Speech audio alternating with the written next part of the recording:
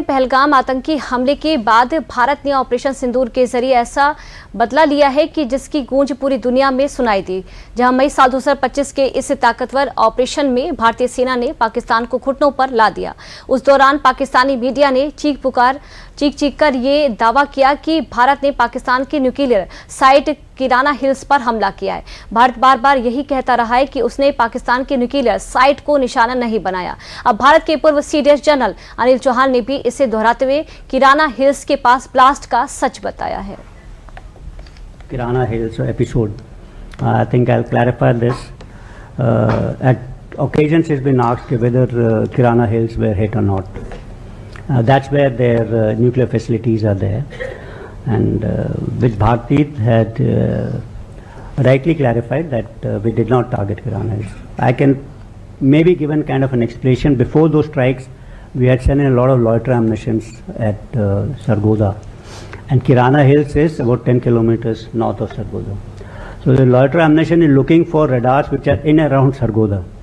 And it's got a lifetime, means time. It will loiter for about 2 hours, and once it doesn't find a target, then it comes down and hits somewhere. It must have come and hit, one of those hills. So that could be one of the reasons as to what people asked. Yes, because Pakistani media also showed some kind of images in which there was smoke coming out from Kirana Hills, and they were asked. पूर्व CDS Anil Chauhan के किराना hills को लेकर दिए गए बयान पर अब प्रतिक्रिया भी सामने आ रही है। ऑपरेशन सिंदूर के समय विपक्ष ने कई सवाल भी उठाए थे। अब पूर्व सीडीएस के बयान के बाद बीजेपी ने राहुल गांधी और विपक्ष को घेरा है।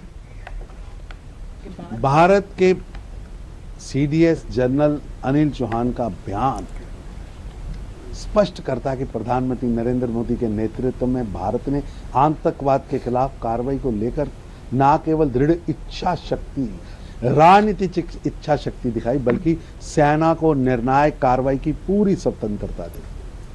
पहलगाम आतंकी हमले के बाद 29 अप्रैल की बैठक में पाकिस्तान को बड़ा सबक सिखाने का निर्णय और उसके बाद ऑपरेशन सिंदूर पर हरी झंडी दिखाकर प्रधानमंत्री नरेंद्र मोदी जी ने दृढ़ इच्छा शक्ति का प्रदर्शन किया। और मैं सलाम करता हूं, सलूट करता हूं भारत की वीर सेना को, जिन्होंने अपने पराक्रम से, अपने शौर्य से आतंक के कैंप चलाने वाले पाकिस्तान को घुटनों पर लाकर खड़ा कर दिया। लेकिन प्रश्न ये उठता है कि जनरल चौहान का बयान राहुल गांधी जैसे इंडी गठबंधन के नेताओं की उस समय के किए हुए कामों का भी स्पष्ट पर्दाफाश करता है।